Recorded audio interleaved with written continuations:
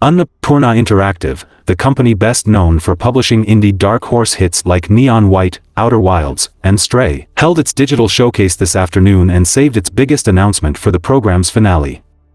Annapurna's first internally developed title will take place in the Blade Runner universe and will be titled Blade Runner 2033 Labyrinth. Given Annapurna's winning track record with narrative-rich sci-fi, this is exciting news for gamers and Blade Runner fans alike. The game's 2033 date places the game squarely between the original Blade Runner film and the 2017 sequel, Blade Runner 2049. Little is known about the game to date, but it will be set in the dystopian streets of Los Angeles, exploring the fallout of the catastrophic blackout that was chronicled in the anime Blade Runner 2022 Blackout. Subtle hints in the teaser trailer and key art suggest the game will feature other franchise fixtures such as the Tyrell Corporation, as well as the artificial humans known as replicants and the titular detectives tasked with hunting them. Blade Runner 2033 is not only the first game to be developed internally by Annapurna Interactive, but the first new Blade Runner title to be released in over 25 years. The previous Blade Runner game, originally developed by Westwood Studios in 1997, received an enhanced edition release in June 2022. Game featured point-and-click style gameplay chronicling the events of the influential cyberpunk neo-noir film, with some additional lore. In other words, it's definitely time for a fresher Blade Runner experience. Chelsea Ash, the game director behind Solar Ash and the lead technical artist of What Remains of Edith Finch, is at the helm of the new project, leading Annapurna's internal development studio. Both experiences will serve Ash well when it comes to developing Blade Runner 2033, the latest installment in a franchise that has a history of telling compelling high-concept sci-fi narratives. While the precise nature of the gameplay has yet to be revealed, the teaser suggests that players will be stepping into the shoes of a once-retired Blade Runner, similar to Harrison Ford's character in the original film. The press announcement also references Amazon's forthcoming Blade Runner 2099 series, suggesting that the two stories may be related or somehow tie into each other. The concept looks really cool, and I can't wait to get my hands on it. Having already revolutionized game design here on terra firma, developer and gaming auteur Hideo Kojima has seemingly set his sights on the stars, stating that he wants to design a game that can be played in space. The unexpected, but surprisingly not at all out of character, remark from the acclaimed creator of the Metal Gear Solid series is sure to get some gamers' minds racing as they ponder what such a title would even look like. Originally entering the gaming industry as part of Konami in the late 1980s, Hideo Kojima hoped to use video games as a springboard for launching a career in filmmaking. While these plans ultimately never came to fruition, the impact of Kojima's career as a designer, writer, and director of video games simply cannot be understated. Known by gamers worldwide for his work on the Metal Gear Solid series, Kojima has developed a reputation for creating innovative titles that challenge traditional expectations about both narrative and gameplay structure. Many fans of the iconic developer were disappointed when it was revealed last month that Kojima isn't involved with Metal Gear Solid Delta Snake Eater, the upcoming remake of his acclaimed game, Metal Gear Solid 3. At an appearance with the Game Awards founder Jeff Keighley, Hideo Kojima revealed that he would like to travel to space and design a game meant to be played in the zero-G environment. Initially reported by PC Game Zen, the remarks came during a Q&A session following the screening of Hideo Kojima. Connecting Worlds, a new documentary examining the life and work of the legendary creator. Responding to a question about what goals he would still like to accomplish during his life, Kojima received an enthusiastic response from the audience when he answered through a translator that, "I want to go to outer space." Right. Though it can sometimes be difficult to tell when the iconic game developer is joking, Kojima sounded as if he'd seriously considered the idea. Expanding on his answer, Kojima remarked that he wants to create a game that you could play in space, because right now all games you probably can't play in outer space, before jokingly pleading with the audience for someone to please send me up to space. A game developed in, and for, a zero-G setting wouldn't be entirely surprising coming from a developer known for embracing new technologies. Some gamers have even begun speculating that the gaming auteur may be working on a game for the Vision Pro headset after Kojima appeared at Apple's WWDC event earlier this month. Though Hideo Kojima was likely joking when he stated that he'd like to create a game designed to be played in space, nothing can be ruled out when discussing one of gaming's most creative minds. And given the eccentric designer's penchant for unusual games and celebrity cameos, Maybe Hideo Kojima and Nicolas Cage will have a space-themed game ready to reveal the next time they appear together. Developer Mundfish has finally revealed more details about the upcoming DLC for Atomic Heart, including a glimpse of some of the new things players can expect when it launches on August 2nd. In addition to the controversy surrounding the game's setting and some of its content, the single-player first-person shooter also shipped with a lot of bugs that hampered gameplay. Mundfish has since released regular updates to iron out many of the issues, while also teasing the upcoming Atomic Heart DLC, which up till now only had a release window. Annihilation Instinct, the long-awaited DLC for Atomic Heart, will be launching on August 2, 2023, for all platforms. The story picks up where the events of Atomic Heart left off, and a new trailer and its description have revealed that there will be new shape-shifting enemies in the Atomic Heart DLC for protagonist P3 to take on. Players will also venture into the swamps surrounding a new location, the Mendeleev Complex, which is apparently still part of Facility 3826, where the main game takes place. Additionally, Annihilation Instinct will introduce two new weapons to Atomic Heart: the Seperate, which looks like a kind of energy rifle of a size similar to the Dominator, and the Klusha, which resembles a two-handed polearm-type melee weapon. P3 also still has his glove and will gain a new technostasis ability that allows him to manipulate time. This new glove power complements the theme of the Annihilation Instinct DLC, which seems to center around uncovering the truth about Nora, the talkative vending machine that's used to upgrade weapons and unlock new skills in Atomic Heart. The DLC will also bring back NPCs from the main game and introduce a new, enigmatic character. For those who enjoy the game and don't think a DLC will be enough, Mundfish recently released a new Game Plus mode with Update 1.8.0.0, which gives enemies new abilities to watch out for. For example, the VOV-A6 Lab Tech, the mustachioed robot, will be immune to glove abilities and cartridge weapons while also enjoying increased attack and movement speeds. The developer has revealed that an Atomic Heart sequel is already in the works as well, though further details about that project may be a long time coming. A new DLC for the Callisto Protocol has been announced, promising a new terrifying chapter to end the game's story. After the recent addition of the Callisto Protocol's new mode, players will be able to experience a whole new entry into the horror sci-fi game. Since the game's release, the Callisto Protocol has drawn comparisons to the Dead Space franchise with its gruesome body horror and heavy science fiction elements. Although the Callisto Protocol is indeed from the mind of Glenn Schofield, co-creator of Dead Space, the horror title has its own unique features, like a different story and innovative combat mechanics that players seem to either love or hate. Several updates and a previous DLC that added a far more difficult contagion mode has expanded the game's story, giving fans of the title even more horrifying challenges to try and survive. For players who ultimately enjoyed the game, an upcoming addition to the story will bring protagonist Jacob out to fight one last time. Final Transmission is the official title of the upcoming DLC that will bring Jacob into the final chapter of the Callisto Protocol story. Based on the title and the story's finality being confirmed via the game's official Twitter, this DLC promises a terrifying end to Jacob's journey. Although the teaser announcing the DLC reveals very little about what players can expect, it at least promises some high-tension horror. For those who own the game on PlayStation, the DLC will be available earlier than the Xbox and PC releases. PlayStation owners can look forward to playing the game 48 hours in advance on June 27th, while Xbox and PC owners will be able to experience the chapter on June 29th. There has been previous speculation on what expanding the Callisto Protocol's story could entail, and gamers will finally get to see how Striking Distance Studios has chosen to wrap up Jacob's story of survival. After this DLC, the future of the Callisto Protocol is up in the air. The game unfortunately didn't perform as well as it was anticipated to, but there may still be a future that could expand upon the game's universe. Although it seems that Jacob's story will end with this DLC, there are still opportunities for Striking Distance Studios to develop more horrifying stories that could take place in the same universe. Whatever the future of the Callisto Protocol holds, this DLC will hopefully give the game a satisfying, yet terrifying, ending. A new piece of DLC for Resident Evil 4 could be releasing in the immediate future, as suggested by a newly emerged update to the Steam version of the game.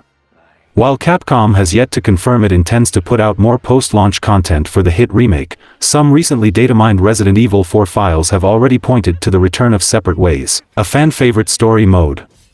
2 weeks into its release, the Resident Evil 4 remake received its first free DLC in the form of the Mercenaries mode. The move left Separate Ways as the only major piece of content from the 2005 original that's still missing from the 2023 remake. And while the Japanese developer hasn't yet confirmed that Separate Ways is actually on its way to the game, the Steam version of Resident Evil 4 has just been updated with 7 new achievements, indicating that a major content drop is on the horizon. 5 of the newly added trophies are hidden, while the remaining 2 have placeholder names that don't reveal anything about their prerequisites or the game itself. Seeing how Separate Ways added an extensive campaign starring Ada Wong to the original game, a new version of this lengthy mode could easily account for such a significant increase in the total number of the Resident Evil 4 Remake's achievements, which now stands at 46. The company has been mum on additional post-launch content for its hit game ever since, but this period of radio silence won't last for long, according to known leaker Dusk Golem. The insider took to Twitter on June 16 to predict that the Separate Ways DLC for the Resident Evil 4 Remake will be revealed before the end of the year, with the implication being that it could release no later than early 2024, at least if Capcom's track record with post-launch content is any indication. For clarity, the Japanese company historically unveiled Resident Evil expansions within months or even weeks of their market debuts. The campaign starring Ada Wong was a fairly popular addition to the PS2 port of the original game, not least because Separate Ways introduced plenty of content to Resident Evil 4. True to that spirit, Dusk Golem said that the remake's version of Separate Ways will be pretty meaty for a DLC. This development dovetails with a recent Resident Evil 4 leak narrowing down the release date of the Separate Ways DLC, which suggested that the much-rumored edition will at the very least be revealed if not released in the second half of 2023. And while that's looking extremely plausible following this update to the game's list of achievements, what's still unclear is whether Capcom intends to charge fans for the privilege of experiencing the story of Resident Evil 4 from Ada Wong's perspective. Although the Mercenaries mode was released for free, the scope of Separate Ways is much closer to the likes of the Winter's expansion for Resident Evil Village and Resident Evil 7's End of Zoe, both of which released as paid DLC. Meanwhile, Capcom's previous 2 Resident Evil remakes didn't receive extensive post-launch support that would offer direct points of comparison. They both featured paid cosmetics, but so does Resident Evil 4, and such content isn't comparable to an ambitious expansion that would boost its respective games' number of achievements by 20%. Separate Ways will offer an entirely new perspective on the events of the Resident Evil 4 remake. The much-requested remaster of Red Dead Redemption might finally be on the horizon, as suggested by a newly emerged regulatory filing. This development arrives less than a year since Red Dead Redemption became unplayable on the PS4 and PS5 after being removed from the PS Now streaming service. Released in May 2010, Red Dead Redemption is one of the most loved acclaimed games for the 7th console generation. And while it was never ported from the PS3 and Xbox 360, it was available via PS Now over a 6-year period ending in late 2022. Its removal from that service left the Xbox Series X and S as the only modern systems that can play Red Dead Redemption, as Microsoft's 9th-generation consoles are capable of emulating its Xbox 360 version. Between that state of affairs and the fact that people are still playing the original Red Dead Redemption online, many fans have spent years clamoring for a proper remaster. But I want a full-blown remake. Those pleas might actually come to fruition in the near future, as Red Dead Redemption just received a classification from the South Korean Game Rating and Administration Committee, GRAC, on June 27. Rockstar parent Take-Two Interactive originally applied for the rating on June 15, with the GRAC deciding to uphold the game's original adult classification issued in 2010. The newly surfaced rating only mentions a nondescript console version of the game, although that doesn't preclude the potential for a PC port. For example, Grand Theft Auto: The Trilogy, Definitive Edition received a rating from the GRAC on September 30, 2021. Mere days before Rockstar officially announced that remaster bundle and only weeks ahead of its November 11 market debut. That particular release didn't go too well, as underlined by the fact that Rockstar had to apologize for the GTA trilogy due to how panned it was by gamers. And while that's bound to make some fans skeptical about the prospects of a Red Dead Redemption remaster, this newly surfaced rating suggests that such a release might be coming nonetheless.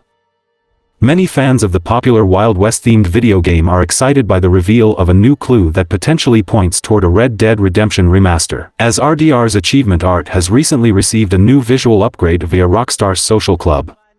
While at first glance this doesn't seem like a big deal, it's worth mentioning that a similar thing has happened in the past. When the GTA Trilogy Definitive Edition was first leaked by data miners who discovered new achievement art for the games in question.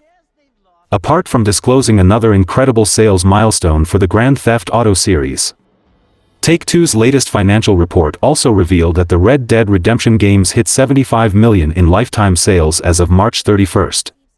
With RDR2 accounting for over 2/3 of that figure after shipping an additional 3 million units in the first 3 months of 2023.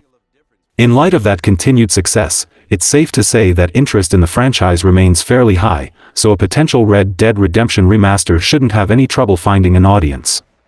Make the remaster right, not like the GTA Trilogy disaster, or don't do it at all and disrespect legendary games. I would rather prefer a full-blown from the ground-up remake from Rockstar Games themselves. According to a recent report, Ubisoft has greenlit a remake of Assassin's Creed for Black Flag, but it's still early in development. As such, the title is years away from a proper reveal and release, and plenty could change between now and then. Ubisoft is currently working on a number of new Assassin's Creed games, as it is betting big on the franchise moving forward, and these include, but are not limited to, AC Mirage, AC Hex, AC Red, and AC Nexus, a VR title featuring Ezio, Connor, and Cassandra. Interestingly, while a few titles like AC3 have received remasters and plenty of titles have received ports, there's not much in the way of proper remakes for the Assassin's Creed franchise. Breaking that approach with Assassin's Creed 4 Black Flag is certainly welcome, but it also comes after Ubisoft squashed rumors of an AC1 remake a few months ago. It would make more sense for AC1 to be remade first, if done right, especially if it was able to compare to Capcom's Resident Evil remakes. Either way, it remains to be seen if Ubisoft has a full plan for remakes with Assassin's Creed, and what manifests from that. Speaking to sources who wish to remain anonymous, Kotaku was the first to report this news of an Assassin's Creed for Black Flag remake. Kotaku sources say that it is still in the earliest stages, putting the project a couple of years out, and that Ubisoft Singapore is involved to some degree. It's not clear if Ubisoft Singapore is leading the project, as it is currently the lead studio on Skull and Bones.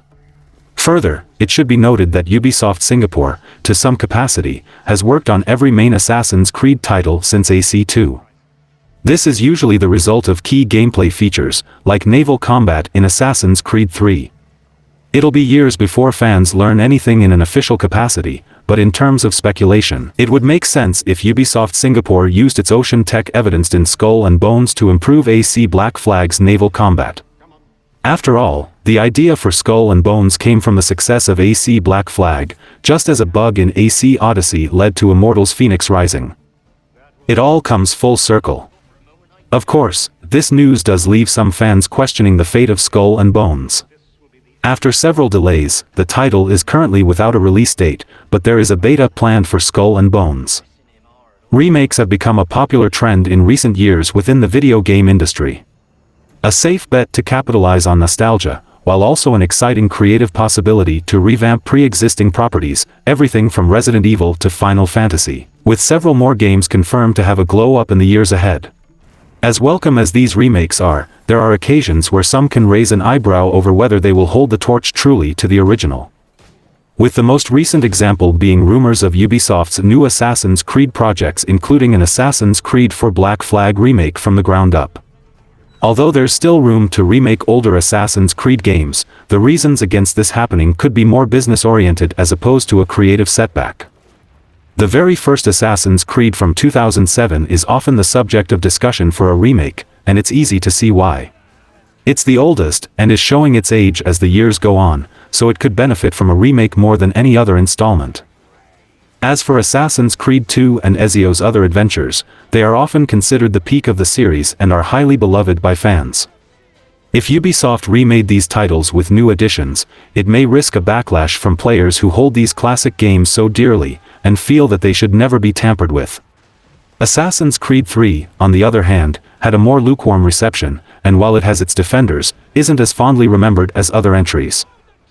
So while Assassin's Creed 3 could benefit from a remake as much as any other title, Ubisoft could deem it to not be a worthwhile endeavor due to its lack of popularity within the franchise.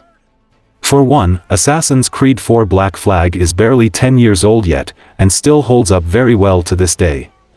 Similarly to Naughty Dog's recent The Last of Us Part 1, a remake of a game that also came out in 2013, some feel this is an odd choice, and that there are other Assassin's Creed games that sooner need a remake. Black Flag was a big hit when it first hit shelves, and remains one of the most critically praised entries in the entire series. While it still holds up, a visual upgrade and some gameplay tweaks would certainly be welcome additions to make it the best version of the game it can be. It remains to be seen whether there is actually any truth to these rumors, however, and it does seem odd for Ubisoft to remake Assassin's Creed for Black Flag so close to the imminent release of its other pirate-themed game Skull and Bones. All the same, to revisit one of the best entries in the series with a fresh coat of paint would be a pleasure for both old and new players alike. Speaking of Assassin's Creed, Ubisoft seems to be working on around 11 Assassin's Creed titles at the moment, according to a new report. An earlier report already claimed that Ubisoft was expanding the development team for Assassin's Creed, which now makes more sense considering it has multiple projects in the pipeline. The Assassin's Creed series has been Ubisoft's crown jewel for a long time. Its Prince of Persia series set the foundation of the parkour-filled action-adventure gameplay, which Assassin's Creed took to the next level with its engaging lore, world design, and polished stealth gameplay mechanics. Furthermore, Assassin's Creed Valhalla became Ubisoft's first billion-dollar game, which was reason enough for the French developer to double down on its best-selling franchise. Consequently, it is doing exactly that, as it is reportedly working on multiple Assassin's Creed titles right now. As reported by Insider Gaming, Ubisoft is currently working on 11 Assassin's Creed titles, including the upcoming Assassin's Creed Mirage. Apart from Mirage, there are 3 other titles currently in production: Assassin's Creed Nexus, Assassin's Creed Codename Jade, and Assassin's Creed Codename Red. 2 of the games in this lineup, Codename Hex and Codename Invictus, are reportedly in pre-production as well. Additionally, 3 games codenamed Nebula, Raid, and Echoes are in the conception stage, with Raid and Nebula being multiplayer Assassin's Creed titles. The report also mentions that a sequel to the VR game, Assassin's Creed Nexus, is already being discussed internally. Another title rumored to be in development is the Assassin's Creed Black Flag remake, which introduced Edward Kenway to the franchise. Interestingly, Black Flag is also the 5th highest-selling Ubisoft game of all time, with around 15 million copies sold, which could be a big reason for its comeback. A crucial detail in this lineup is that the games are a mix of multiplayer and single-player titles, with one of the games also being developed for mobile. Also Assassin's Creed Infinity connecting all the titles in a single universe. Assassin's Creed introduced a multiplayer mode for the first time with Assassin's Creed Brotherhood, which was released in 2011, but the mode was popularized by Assassin's Creed Unity, which still has active players 8 years after its release. However, it didn't gain any significant popularity despite several fans appreciating the innovative gameplay. So it will be interesting to see how Ubisoft approaches a complete multiplayer game in the series. Ubisoft's bet on the Assassin's Creed series makes sense financially but is also perplexing as it has other IPs to focus on. Last year, Ubisoft cancelled around 7 games, and the future of its Prince of Persia Sands of Time remake is also uncertain. However, it is also reportedly working on 2 new Far Cry games, which has left fans wondering if the developer will be able to manage such an extensive roster without any more cancellations. Several new Mortal Kombat 1 characters were just revealed during today's Kombat Cast live stream. In the build-up to Mortal Kombat 1's launch this fall, NetherRealm has been slowly unveiling the revamped warriors of its latest fighting game. Be they fully playable combatants or supporting Quacha Cameo fighters that players can call upon to help in battle. So far, most of the characters confirmed for Mortal Kombat 1 have been series regulars like Scorpion and Sub-Zero. These 2 are among the most noteworthy members of Mortal Kombat 1's roster, as Liu Kang's reset of the main timeline at the end of Mortal Kombat 11 means that these once bitter rivals are brothers and allies within the ancient Lin Kuei clan. Today's Mortal Kombat 1 trailer puts the spotlight on the pair, who are recruited by Liu Kang to help defend Earthrealm from an impending threat. However, as the recently updated One Malawian Kwacha character BIOS describe it, Sub-Zero has his own ideas for how the Lin Kuei should serve the world, namely that it should lead Earthrealm rather than simply serve it.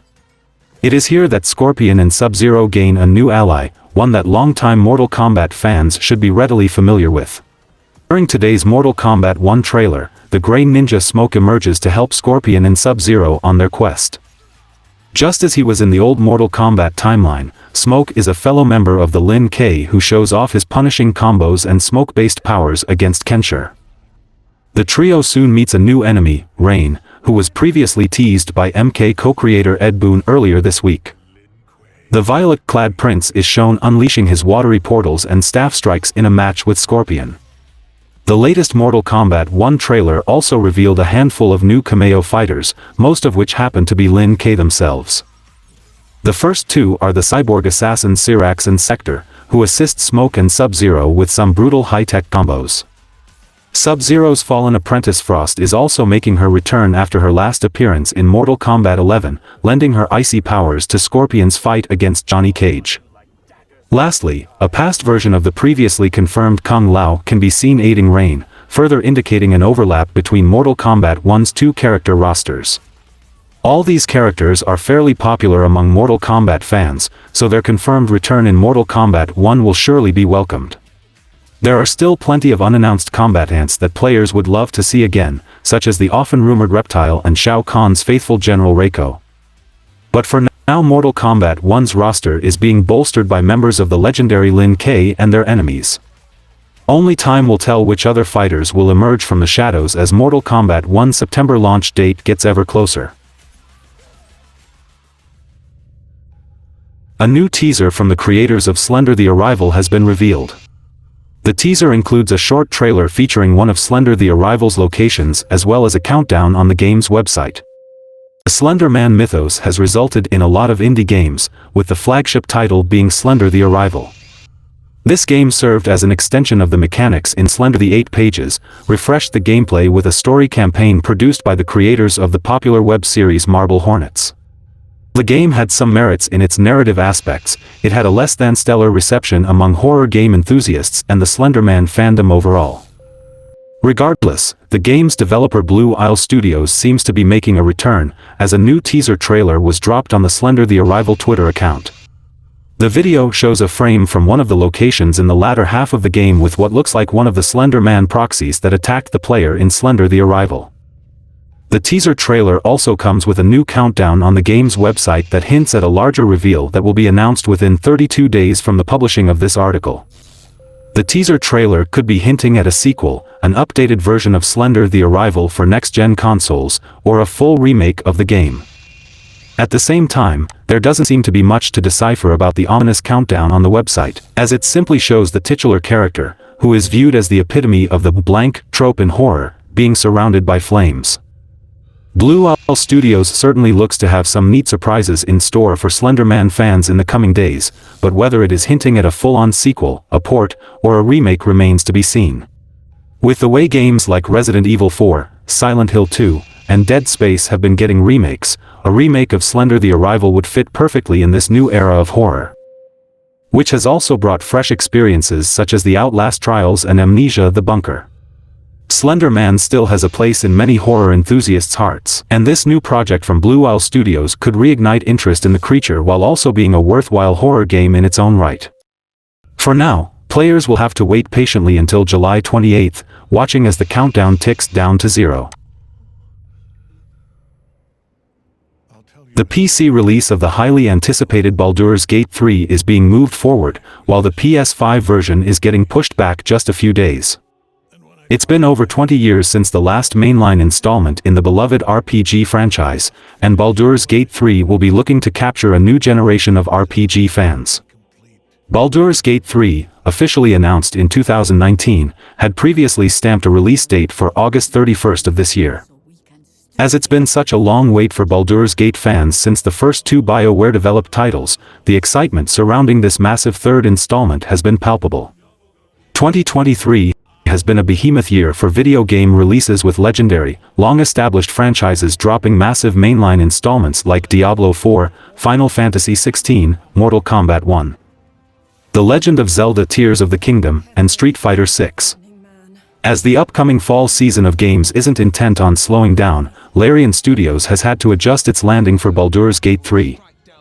In a community update on Steam, Baldur's Gate announced it's moving its PC release date forward almost a whole month to August 3rd, and that the PS5 version will see a slight delay to September 6th. In speaking with IGN, Baldur's Gate 3 director and studio founder Sven Vink cites the business of 2023's competitive release calendar, pointing to massive titles that have recently been released like Tears of the Kingdom, Diablo 4, and Final Fantasy XVI, as well as the imminent Starfield, which serves as direct competition to Baldur's Gate 3 as a Western RPG, even more so now with Baldur's Gate 3's PS5 version landing on Starfield's release day. According to Larian, the purpose of shifting the PC version of Baldur's Gate 3 forward to August 3rd was to give gamers a better opportunity to spend time with the game before other big RPG competitors like Starfield launch in the fall. Holding firm on that August 31st release date would mean Larian would be launching its game one day before Starfield's early access period begins on September 1st. This decision may seem sound in a vacuum, but seeing that Larian is simultaneously pushing the PS5 version of Baldur's Gate 3 onto Starfield's exact release day seems questionable. However, Vink clarified that this daring move was made for the purpose of the team having extra time to make sure it hits its 60 FPS performance target on PS5. While it's true that Baldur's Gate 3 and Starfield are two RPGs of different settings, one fantasy and one sci-fi, Larian knows that there are still many gamers wanting to dive into both of them. It's incredibly rare to see a studio thinking about its player base time like this and making schedule changes to ensure its fans have the time to play what they want. While PC and PS5 gamers get to delve into the world of Baldur's Gate 3 this year, the jury's still out on when Xbox's version of the massive fantasy RPG will arrive. Baldur's Gate 3 just revealed several new character options it is including in the game's release. The highly anticipated RPG is adding 2 extra races, a new class, and tons of new subclasses for Baldur's Gate 3 players to choose from. In a recent community update, Larian Studios revealed tons of new information about Baldur's Gate 3. However, the bulk of the post talked about some of the new character creation options Baldur's Gate 3 is adding before the game's launch. Half-orcs and the otherworldly Dragonborn are rounding out the list of playable races, meaning gamers will be able to choose from every option from the original Dungeons & Dragons 5th edition Player's Handbook. Dwarf characters will also be able to play Duergar, the psionic residents of the Underdark, as a sub-race option. Additionally, the monk class is finally coming to Baldur's Gate 3. This Zen warrior deftly wields light weapons, unarmed strikes, and ki to control the battlefield and dispatch enemies. Dungeons & Dragons fans will recognize monk abilities like deflect missiles and martial arts and can choose from the open hand, shadow, and 4 elements monastic traditions, each of which has been slightly adjusted from their D&D counterparts to better fit a video game setting.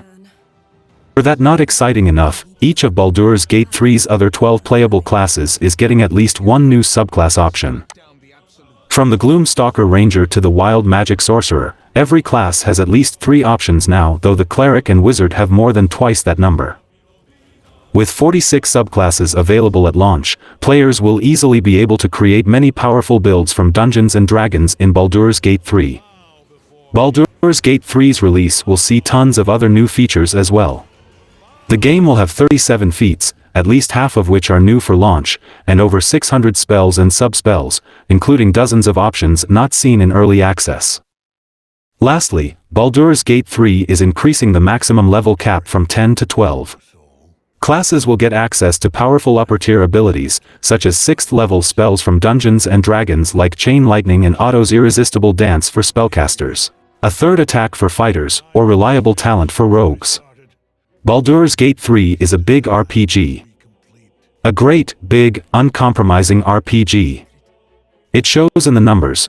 more than 170 hours of cinematics and featuring 3 times more cinematic dialogue than all 3 The Lord of the Rings novels combined, a library of more than 600 spells and actions. And plenty more. Recently, the devs behind Baldur's Gate 3 confirmed that the game already has 174 hours of cinematics planned for the official release. As a comparison, Larian affirmed that this is twice the length of every season of Game of Thrones combined. However, it's unlikely that anyone will see all of these cutscenes in a single playthrough. With several different characters and possible branching paths for quests, it's probable that Larian is counting all the content. Players can expect to see details about these features and more on July 7th during Baldur's Gate 3's final panel from Hell. Baldur's Gate 3 has been in early access for some time, with these releases signaling its shift into a full-blown release. The story revolves around the protagonist's emerging abilities, a result of a mind flayer parasite planted in the PC's brain, and how players react to that. The game is described as a story-rich, party-based RPG set in the universe of Dungeons & Dragons, where the choices players make are paramount. Because of its popularity and legacy, many understandably want Baldur's Gate 3 on Xbox consoles, but that is proving harder than it seems. Larian Studios' Sven Vink revealed in a recent interview with IGN. The reasoning comes down to a perfect storm of gameplay features, console policies, and development challenges. The chief issue is that Baldur's Gate 3's co-op functions are more free than people expect, allowing players to freely explore incredibly dense cities together. This feature is difficult to optimize but limits the potential release because Xbox has a policy that, aside from things like frame rate, gameplay features must have parity on Xbox Series X and S specifically. This means Baldur's Gate 3 can't just launch on Xbox Series X with co-op. But not on Xbox Series S. Vink confirmed that Microsoft is supporting Larian Studios on the work, so it does sound like Baldur's Gate 3 will hit Xbox Series X and S eventually. Vink also said that the studio may have to make compromises to get the Xbox version out, though he did not outright say what these compromises could be. The bottom line is that the Xbox Series S is gonna hold back this generation and next gen. That would result in some AAA games skipping the platform, not only regarding to its sales attachment but also due to its technical limitations of the series consoles such as split memory, bandwidth restrictions, CU loading, and more such. According to a well-known leaker with a proven track record, Dragon Ball Z Kakarot's 6th DLC will adapt the End of Z Saga, also known as the Peaceful World Saga. It should be noted that Dragon Ball Z Kakarot DLC 5, which adapts the 23rd World Martial Arts Tournament of the original Dragon Ball anime, is not out yet, nor does it have a release date. Given that Dragon Ball Z Kakarot's first season pass saw huge stretches of time between DLC releases, this does not come as a surprise, as fans can merely speculate as to when DLC 5 and DLC 6 will release. While there's some general hype around the 23 World Martial Arts Tournament, it seems safe to say that the Peaceful World Saga may be less so, and that's hinted in its name.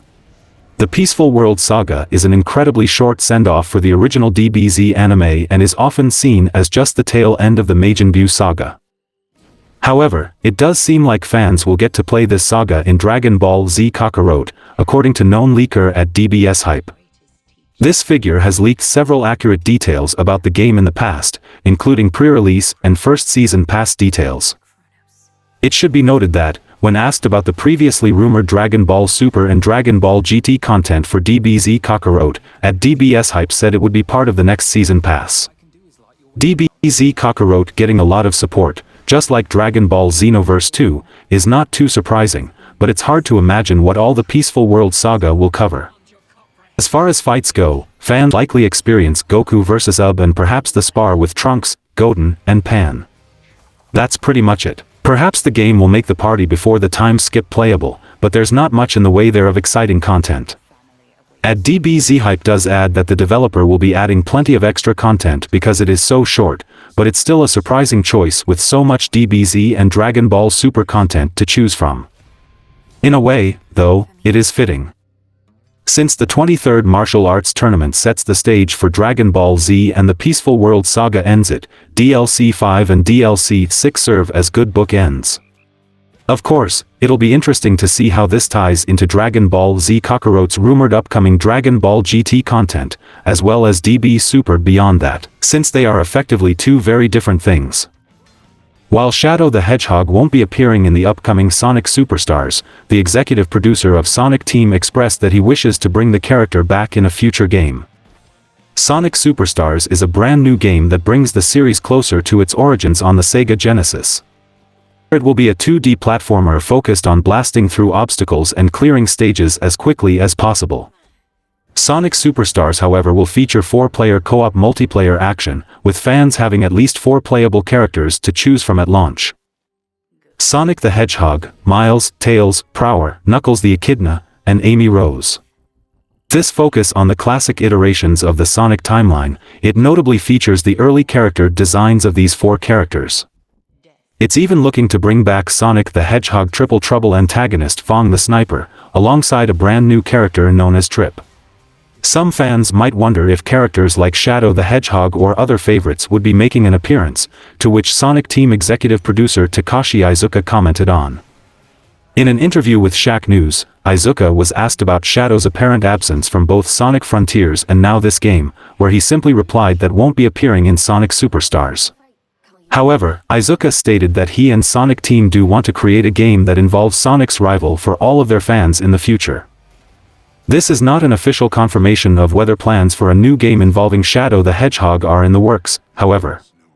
Despite Shadow's character and personality changes in some of the series' recent media not being a huge hit with fans, the character is still one of the most popular of Sonic's extensive list of allies. The second movie in the Sonic film universe set up Shadow's appearance via a stinger after the credits, to which Iizuka also alluded to in this interview. The last game that featured the Shadow as a playable character was Sonic Forces with its episode Shadow DLC. Iizuka states the main reason why Shadow isn't in Sonic Superstars is due to the game being focused on the classic series, and Shadow was introduced far later in Sonic Adventure 2. On a related note, when he was asked if there were plans for a Sonic Adventure 2 remake, Iizuka states while he'd love to return to the title one day. He feels that Sonic Team's focus should be on creating new experiences like Sonic Frontiers and the aforementioned Superstars. E3 2021 lost its organizers millions of dollars, according to some newly publicized tax filings from the Entertainment Software Association. This bit of insight into the challenges facing the long-running trade show arrived shortly after some public records suggested the next 2 E3s might have already been cancelled. And while the ESA promptly denied those E3 2024 and 2025 cancellation rumors, the event itself still appears to be on the ropes nowadays. The main factor informing that widespread perspective is the fact that 3 out of the last 4 editions of E3 had been cancelled. As for the only one that wasn't, the ESA's latest tax statement reveals that E3 2021 lost the trade association millions of dollars. Over the 10-week period preceding that iteration of the show, its organizers spent in excess of $6 million on putting it together, while the event itself generated just $3.4 million in revenue. The $2.6 million difference might actually be even larger, as the ESA's newest tax statement only covers the 12-month stretch starting April 2021, whereas the organization of the digital-only E3 2021 plausibly began beforehand. Furthermore, the $6 million figure doesn't account for employee wages and only includes a few of the nonprofit's highest compensated independent contractors during its 2022 fiscal year. Per the organization's recent financial statements for the fiscal year ending in March 2022. Regarding the cost breakdown, $3.9 million went to Paraguayan Creative Agency for Trade Show Management, $1.60 was paid to Game Cloud Network. The E3 2021 online expenses doesn't track spending before April 2021. The financial report goes on to say that revenue for E3 was $3.4 million, while it spent $7.3 million that year.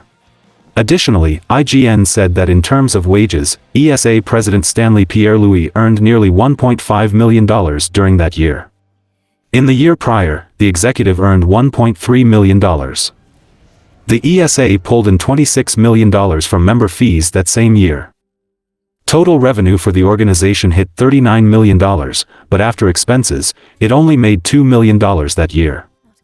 The ESA also spent $9.68 million on wages during the observed 12-month period, and while the 2021 E3 presumably wasn't its employees' sole focus for the first 10 weeks of the detailed fiscal year, that figure still indicates the show's extrapolated expenses could be up to $1.8 million higher.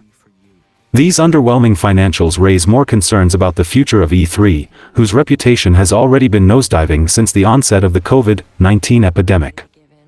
The organizers cited the pandemic as the main reason for scrapping the 2020 and 2022 editions of the show, while this year's E3 was cancelled because of an overall lack of interest from publishers. Given that state of affairs and in spite of the ESA's insistence that the event could still make a comeback in some shape or form come next year, the idea that E3 may never recover from its 2023 cancellation is already entrenched in the public consciousness. Deadalic Entertainment, the developer of the disastrously received The Lord of the Rings Gollum, will be shutting down its internal game development team. Instead, Deadalic will focus solely on game publishing and marketing. The Lord of the Rings Gollum will be the final game Deadalic's internal development team will have worked on. Deadalic Entertainment has been publishing games developed by external development teams since 2002. In 2008, Deadalic launched an internal development team that worked on a series of titles that failed to achieve widespread success. The Lord of the Rings Gollum, its highest-profile title to date, was poorly received by most gamers alike. Gollum was riddled with bugs upon release. Some lambasted its gameplay loop, its narrative elements, and overall level design. Gollum was released in such bad shape that the studio felt it was necessary to issue a public apology to atone for the game's myriad technical and game design failings. Deadalic may be shutting down its internal development, but it has promised to continue releasing patches for Gollum. Just how long it will continue supporting a game that was an unfortunate failure remains to be seen. Deadalic Entertainment also announced it is ceasing development of another game set in the Lord of the Rings universe. Deadalic hadn't provided too many details on that game's genre or any story details, only hinting that it may have involved magic-wielding wizards. All that was known is that it had been in development since mid-2022, so it's likely that the project was still in its early phases when it was shut down. Deadalic had received €2 million from Germany's Ministry of Economics, which has been informed of the game's cancellation. In a statement to GamesIndustry.biz, the company called it a difficult break, but also a new beginning in the already long history of Deadalic Entertainment. As a result of the shift, Deadalic is laying off 25 people from a staff that numbers over 90. Additionally, a second Deadalic Lord of the Rings game has been cancelled. Games Wirtschaft reported that title had been in the works since the middle of last year. Deadalic was acquired by Nacon in February of last year in a deal worth somewhere between €32 million and €53 million, depending on performance milestones that run until 2026. The Lord of the Rings Gollum was another in a long line of game developers and publishers issuing public apologies for releasing games in a poor technical state. Since Gollum was Deadalic's most expensive project to date, its financial and critical failure was more than enough to seal the development team's fate. The game definitely had great potential with seeing the Lord of the Rings universe from Gollum's perspective, and it's sad to see the studio fumble this up. Microsoft's legal clash with the FTC reached another milestone after both sides presented their closing arguments in front of a San Francisco federal court on June 29. The embattled parties are now waiting for a verdict on the FTC's attempt at temporarily blocking Microsoft's Activision Blizzard acquisition. This would be a good time to go over the biggest bombshells stemming from the case, of which there were many. Many of those revolved around Call of Duty, Activision's flagship franchise that the FTC believes could tip the scales of the console wars that Microsoft claimed Xbox lost in the run-up to the trial. I didn't cover all these court cases and corporate strategies because I'm not interested in that, but what I'm interested is the ton of gaming information that came out during this hearing. While Call of Duty's immense worth to PlayStation was never in doubt, one poorly redacted document that was unsealed during the trial attached an actual figure to its impact on Sony's bottom line. According to that filing, Sony took a $1.5 billion cut from Call of Duty sales on PlayStation consoles in 2021 alone, with over half of that figure coming from US gamers. So far, the ongoing FTC v. Microsoft hearings have unveiled, according to one of Jim Ryan's letters, that Call of Duty has seemingly generated over $800 million in revenue for PlayStation in the United States alone and as much as $1.5 billion worldwide, in 2021. The letter also suggests that Call of Duty players on PlayStation have spent an average of $15.9 billion annually from 2019 to 2021, accounting for hardware, accessories, subscriptions, games, and other PlayStation services. Though, it shouldn't be surprising considering that about 1 million PlayStation gamers play nothing but Call of Duty, according to Jim Ryan's poorly redacted letter. Another court exhibit gave away that Sony's Call of Duty deal with Activision only includes one more game and will effectively end in late 2023. This was significant because that agreement was previously said to run until 2024, with the implication being it would include at least 2 more titles. And while Microsoft publicly proposed a 10-year extension to Sony, an email between Xbox head Phil Spencer and SIE CEO Jim Ryan that surfaced during the trial revealed that the company wasn't as generous from the get-go. Spencer originally offered a 5-year commitment, which Ryan rejected as a band-aid solution that fails to address Sony's wider concerns about the deal. The talks between the two broke down soon afterward, but the gamble ostensibly paid off for Sony, as Spencer swore an oath to indefinitely keep Call of Duty on PlayStation 10 months later, during the second day of the ongoing trial, but there might be play of words here. Irrespective of that commitment, the FTC posited it doesn't trust Microsoft to act in good faith, pointing to its 2021 acquisition of ZeniMax Media as an indicator of what kind of fate awaits Activision Blizzard's game library should Microsoft acquire the Call of Duty maker. A recent document shows Sony CEO Jim Ryan saying that if the Microsoft acquisition of Activision Blizzard goes through, then Sony will be unable to share details with the company about the upcoming PlayStation 6 console. Ryan states that no details about the PlayStation 6 can be shared with Activision Blizzard if the Microsoft acquisition goes through.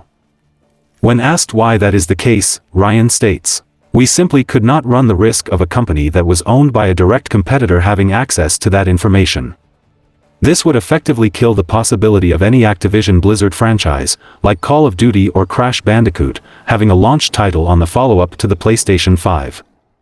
Sony seems massively concerned about this buyout hurting PlayStation's place in the industry." This is somewhat challenged later on in the deposition when it is brought up that Sony continued to work with Mojang, the developer for Minecraft, after being acquired by Microsoft.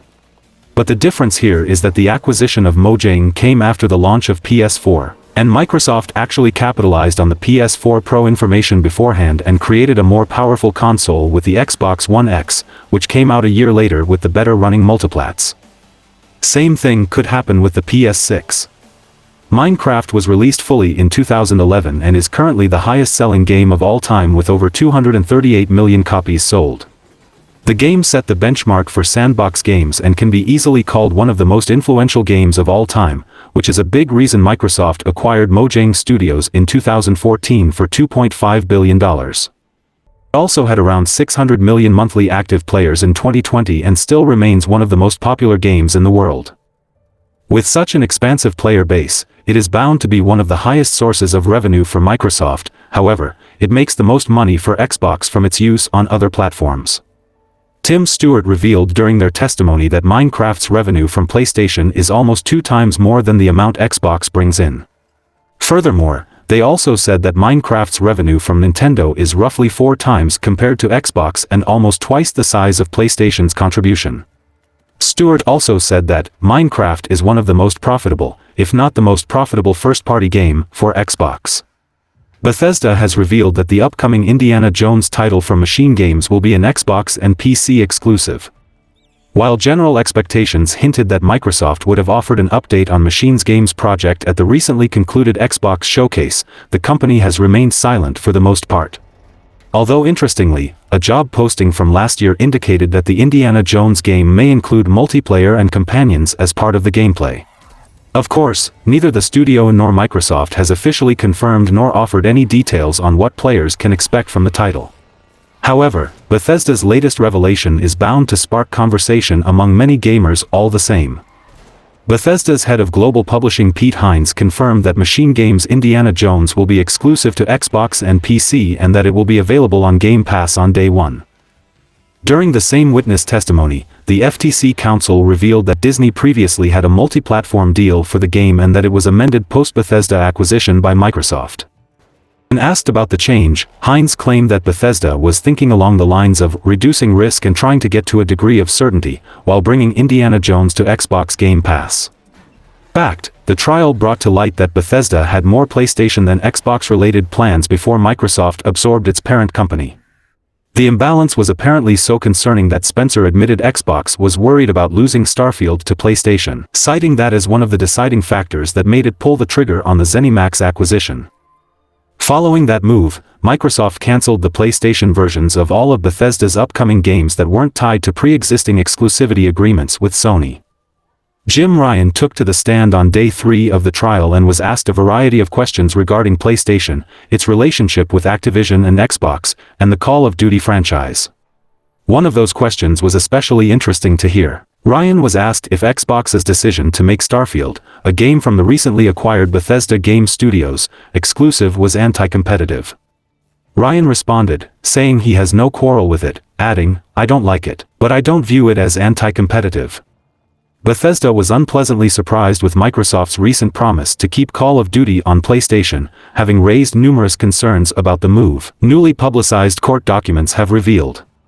This became apparent less than a year into the ZeniMax acquisition, when Microsoft surprised Bethesda with its February 2022 promise to keep Call of Duty on PlayStation should it complete the Activision Blizzard deal.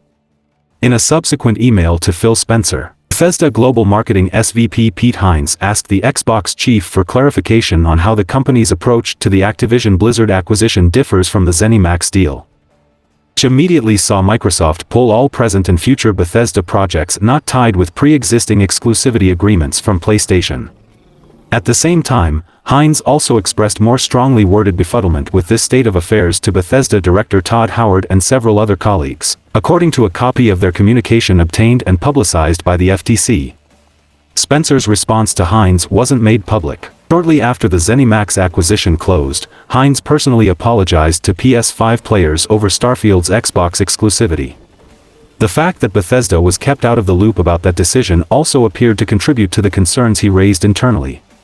While responding to a similar question during his hearing testimony, Spencer said that platform exclusivity decisions are made on a case-by-case basis at Microsoft, including there's no discrepancy between the company's management of ZeniMax and its plans for Activision Blizzard's portfolio, but the emails says otherwise.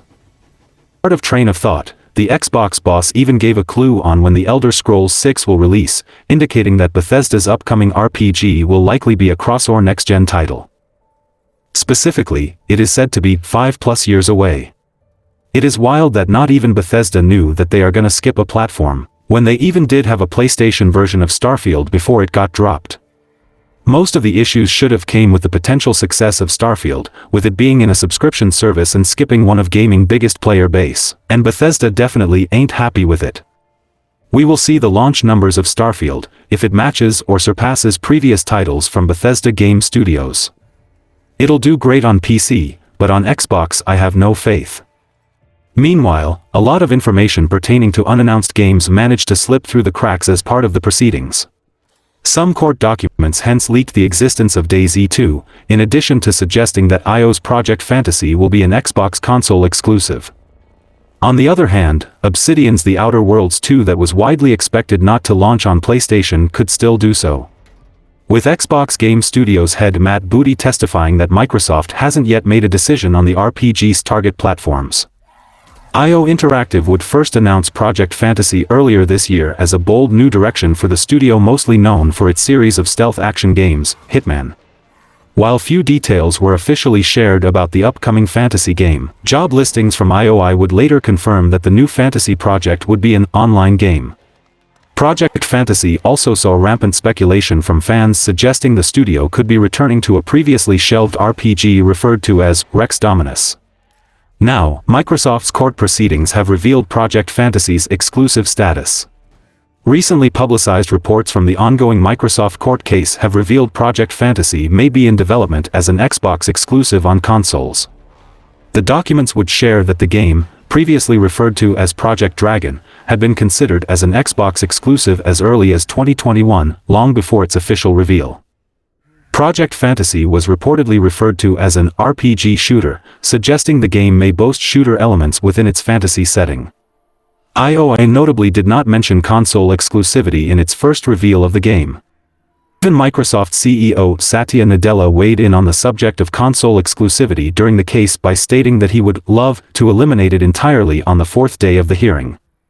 "I have no love for that world," he said, while also arguing Microsoft is the least responsible for their prevalence out of all the console manufacturers because it has a much smaller market share than Sony and Nintendo. While he states that console exclusives would be a thing of the past if it were up to him, he does acknowledge that, "That's not for me to define." He also claimed that Sony has defined market competition using exclusives, meaning that Xbox simply can't afford to stop the practice right now. But he didn't mention Nintendo, and exclusives have been in the play since the beginning of Nintendo, Master System, Sega and Xbox until now, but the blame only goes towards Sony. And while the Xbox maker argues that the Activision Blizzard acquisition will merely help it close that gap with its rivals, the trial also saw its counsel reiterate how the deal is primarily mobile motivated.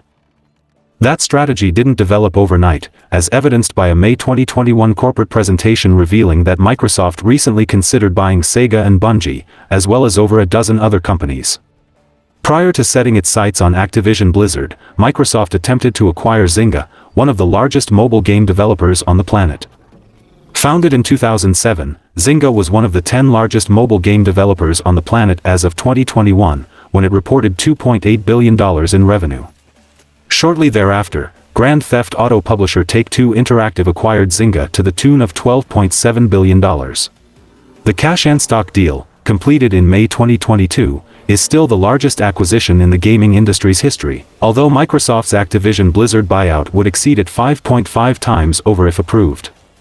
Although the timeline of the acquisition could suggest that Take-Two beat Microsoft to the punch. Spencer said the tech giant itself dropped the idea after deciding it wanted something even bigger than Zynga in order to kickstart its foray into mobile gaming. It subsequently set its sights on Activision Blizzard, the owner of Candy Crush maker King, as per Spencer's testimony. Following the start of Microsoft's FTC hearings, official court documents were released which revealed some of the company's plans to further grow Xbox game studios with potential acquisitions of Sega and Bungie in 2020. The documents included excerpts of an email from Phil Spencer to Microsoft CEO Satya Nadella and CFO Amy Hood, explaining why he believed the acquisitions would be beneficial and requesting permission to approach Sega with the proposal. In the case of Sega, Spencer argued the library of IPs under the Japanese gaming power would provide another major boon to the ever-growing list of titles available on Xbox Game Pass. He added the inclusion of localized content, such as Persona and Yakuza, would make the service more enticing to Asian markets. Sega reportedly remained a high-priority target for Xbox in the following years. Xbox's proposed acquisition of Bungie, by comparison, would have seen a reunion of the two powers following the latter splitting from Microsoft in 2007. The Washington state-based developer had been a Microsoft-owned studio since 2000 and played a major role in the success of the Xbox console line with its marquee shooter franchise, Halo. However, the studio was ultimately acquired by Sony for roughly $3.6 billion in July 2022, bringing with it the Destiny series and recently announced Marathon reboot. Microsoft reportedly also considered buying Square Enix at some point in a bid to bolster its Xbox business. Other notable studios on its watch list included Supergiant Games, IO Interactive, Crytek, Larian Studios, Niantic, Annapurna Interactive and 100 more studios. Sega has dismissed speculation that it may be acquired by Xbox or any other company after speculation was triggered by the FTC versus Microsoft hearings. Bloomberg reported this prompted Sega Sammy's share price to its highest level since 2007 as rumors spread that the Sonic publisher might still be up for grabs, but co-chief operating officer Shuji Utsumi put a stop to these. When Bloomberg asked if the company was still open to acquisition talks, Utsumi said, "No, not now." He also declined to say whether Microsoft ever made a formal bid to buy Sega's games business from its parent company. While Sega may not be planning to sell to Microsoft, Utsumi emphasized that it has a strong relationship with Xbox, even stronger than its relationships with Nintendo and PlayStation. "We are very close with Microsoft and have a great relationship with its management team," he said. "Microsoft particularly has a high regard for us." In 2021, Sega and Microsoft announced they were exploring a strategic alliance that will help boost the former's plans for its super game strategy.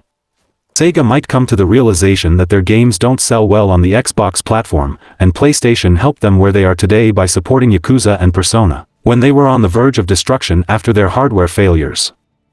Eventually, Sega could get acquired by Microsoft, but it could result in a catastrophic damage to them, as Xbox gamers do not support most of Sega's franchises.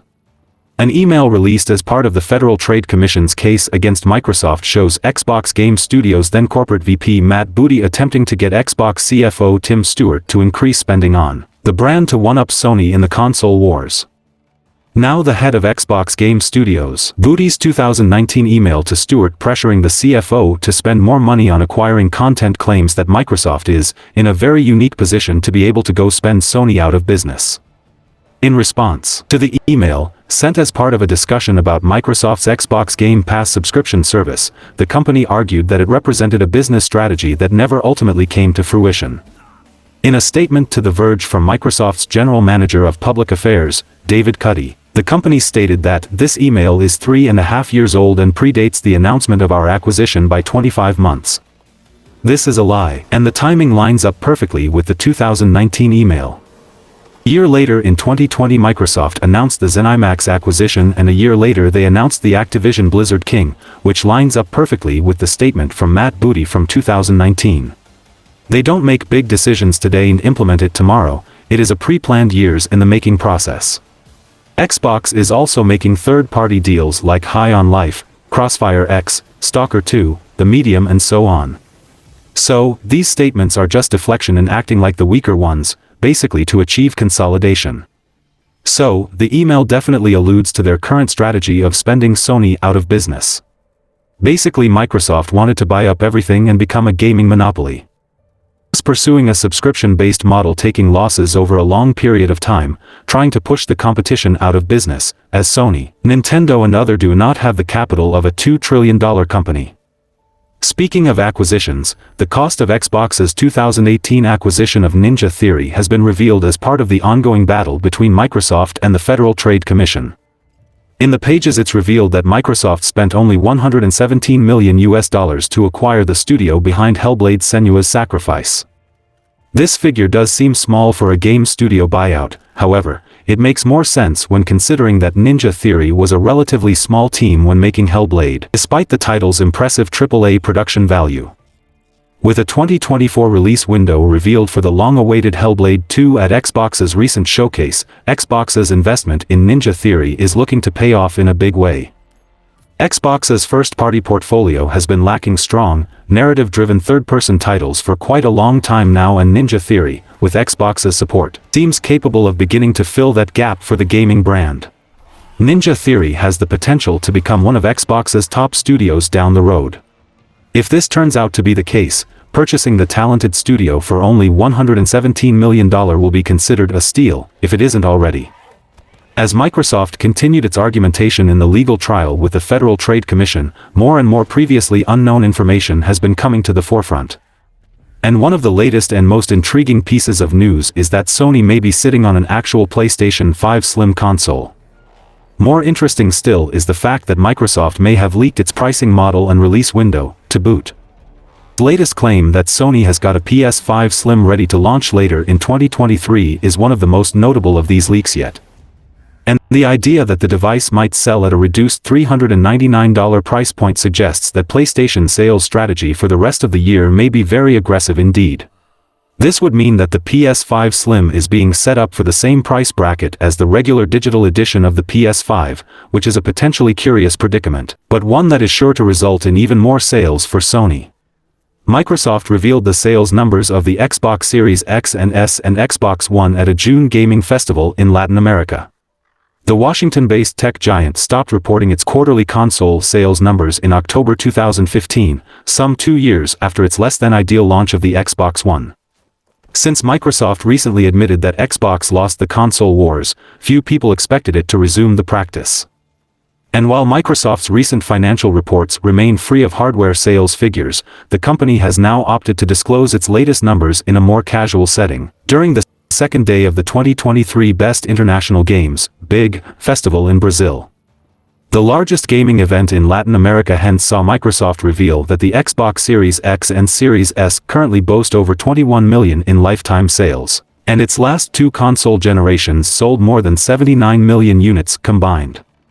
This places the total sales of the Xbox One at approximately 58 million as of June 2023. The numbers were shown on a slide during a presentation led by Leonard Barros Barreto, Director of Partner Production Management at Xbox. Barreto's slide also revealed that 48% of Series S players are new to Xbox. For comparison, Sony with the PlayStation 5 have sold 38.4 million shipments between November 2020 and March 2023. So, it is almost 2-to-1 now. Last month, Microsoft unveiled a new 1TB black Xbox Series S, due to launch on September 1st. It looks like the Series X might get discontinued soon, because most Xbox sales are from the S, and current-gen games optimization is gonna be a nightmare. Microsoft confirmed it's increasing the price of the Xbox Series X console in a multitude of countries as part of a move intended to better reflect the competitive conditions in the markets affected by the adjustment. This development dovetails with a string of Xbox Series S price increases that the company started introducing across the globe since early 2023. After some of the world's largest economies exhibited signs of weaker growth throughout 2022, many goods and service providers started raising their prices in anticipation of a global recession. The first such move in the gaming space came in the form of Meta's decision to up the price of its Meta Quest 2 VR headsets. Soon followed by Sony's decision to increase the PS5 prices in multiple countries back in August 2022. Microsoft soon followed suit by adjusting the pricing of the Xbox Series S in India and Sweden, among several other markets.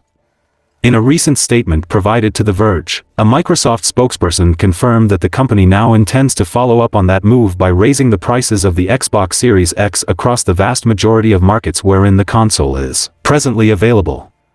The adjustment that will go into effect this August will see Microsoft hike the price of its most powerful current-gen console by up to 10%, upping it to $650 in Canada, £480 in the UK, $800 in Australia, and €550 in the EU.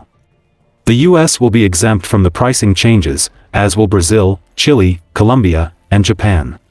That said, Japan already saw an Xbox Series X and S price increase back in January 2023.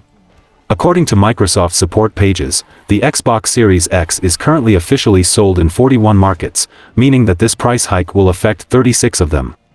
Back when Sony first made the PS5 more expensive, Xbox boss Phil Spencer was quick to vow that the company won't raise its console prices for the time being. But since this newly announced adjustment will see it mirror Sony's move only a year later, that promised period of frozen Xbox Series X prices will end up being shorter than some consumers might have hoped for. Microsoft also confirmed it will soon be raising the prices of Xbox Game Pass and Xbox Game Pass Ultimate for the first time ever. Starting July 2023, the basic tier of the service will cost $11 per month, up from $10. The Xbox Game Pass Ultimate subscription will rise to $17, a 13.5% increase compared to its current monthly fee of $15. The adjustment will also likely affect the pricing of the Friends and Family plan, a special subscription tier equivalent to 5 Xbox Game Pass Ultimate memberships. This particular service is currently only available in 8 markets at the price that's marginally more affordable than paying for 2 Xbox Game Pass Ultimate subscriptions. For PC gamers, the price point of PC Game Pass won't be affected by these changes. These increases will take hold for new subscribers on July 6th, with current subscribers not being affected until August 13th. It is method of gradual price increase like Netflix and most subscription services to not invoke rage among the public, but finessing them over time by increasing it over time to a bigger price. Microsoft's cross-gen game development strategy is coming to an end, with a top company executive confirming that first-party studios are done making Xbox One titles. In a recent interview with Axios, Matt revealed that the company's only remaining teams doing Xbox One development are the ones that are supporting existing titles with long-term roadmaps such as Minecraft. This state of affairs largely fits with what ex-Microsoft VP Phil Harrison said in the run-up to the November 2013 launch of the Xbox One, when he vowed that the console will be supported for a decade. He confirmed that none of Xbox's studios are currently working on games for the previous generation. However, he clarified that titles developed for current-gen Xbox consoles will be playable on Gen 8 hardware via Xbox's cloud streaming services. Booty also confirmed that Xbox Studios will continue developing natively for the Xbox Series S too. While acknowledging that it's more work for the devs, Booty said the teams currently on their second game with the tech in particular have learned to plan better, knowing where some of the sharp corners are. Head of Xbox Phil Spencer and head of Xbox Game Studios Matt Booty hosted a special panel after the conclusion of the Xbox Games Showcase, with the latter outlining the output goal as a total of 4 per year. According to Matt, the goal is to get that pipeline up to 4 games per year. It's not certain if this number includes Bethesda games, but if it does, that means there are 4 this year. The already released Hi-Fi Rush, Redfall, Starfield on September 6th, and Forza Motorsport on October 10th. As far as 2024 goes, Hellblade 2 and Avowed both received release windows today, making up half that goal. However, what fans have to keep in mind is that this is a goal, delays are always going to happen, but that Xbox is building up to a more frequent release schedule, putting all of its acquisitions to use. Xbox chief Phil Spencer says Microsoft will generate $1 billion from PC games this year. In a panel called What's Next for Gaming, Spencer observes that contrary to popular opinion, Xbox is a far bigger business today than it was during the Xbox 360 era. Part of that is the growth it's seen on other platforms, including PC, and that the firm has 150 million monthly unique users, in which 50 million are from the Xbox consoles itself, and the other 100 million are from PC, PlayStation, Nintendo and mobile combined. Head of Xbox Game Studios Matt Booty has said that the firm is waiting for an audience to emerge for AR/VR gaming before it expands into the division. In an interview with The Hollywood Reporter, the executive was asked about various topics, which include cross-media expansion of video games. Basically what he's saying is, that they are waiting for a small company to have success in the VR market, then they'll go buy them, but not invest in building a product from the ground up that was promised by Phil Spencer during E3 2017. After an Xbox Games Showcase filled with games announcements, the CEO of Xbox Game Studios, Phil Spencer, revealed that Microsoft is not interested in the development of an Xbox Series X Pro console. During the third day of the U.S. Federal Trade Commission versus Microsoft court proceedings, Sony's Jim Ryan spoke via recorded deposition and, among other things, criticized Xbox Game Pass and claimed publishers did not like it. The court case is tied to Xbox's acquisition of Activision Blizzard. Everything from Microsoft's Game Pass model to the Nintendo Switch's relevancy on the market had all come up as various talking points. Specifically, Ryan's comments come as part of a video deposition where Microsoft's lawyer asked about a meeting that took place after Microsoft announced its intent to buy Activision Blizzard. Said meeting was about a month afterward, where Ryan was speaking to PlayStation investors. Microsoft's lawyer relayed that Ryan told the investors that he spoke with all publishers, and that they unanimously do not like Game Pass because it's value destructive. Microsoft's lawyer asked if this was true, to which Ryan responded by saying he believes it to have been true, and then the lawyer followed up by asking if Ryan did, indeed, speak to all the publishers. Ryan's response was simple, stating that he talks to publishers all the time and that this is a very commonly held view over many years by the publishers. Football Manager studio head, Miles Jacobson, has rebuffed PlayStation head Jim Ryan's opinion that Xbox's Game Pass is value destructive to video games. Even Xbox management themselves considered moving away from the Game Pass day and date model before the start of this generation. Activision CEO Bobby Kotick and Take-Two's CEO Strauss Zelnick has also agreed to this statement, and that releasing games day and date is value destructive. It has been publicly noted before, that Xbox Game Pass can cannibalize sales. Microsoft themselves has agreed to that. And Game Pass numbers haven't even reached 31 million subscribers. And even Phil Spencer considering dropping the consoles for mobile gaming in 2019, but went on a buying spree consolidating the gaming industry as Microsoft claims they can't create and only buy things. These are all the important things that came out of the FTC trail and recent Xbox meetings and interviews. If this ABK acquisition gets approved, then gaming will be in a destructive state in the near future. And that's all for the video guys. Like and share the video for a greater audience. Comment your thoughts on the topics and donations are always appreciated. Subscribe to the channel and click the bell icon, and until then from SMPV, it's goodbye.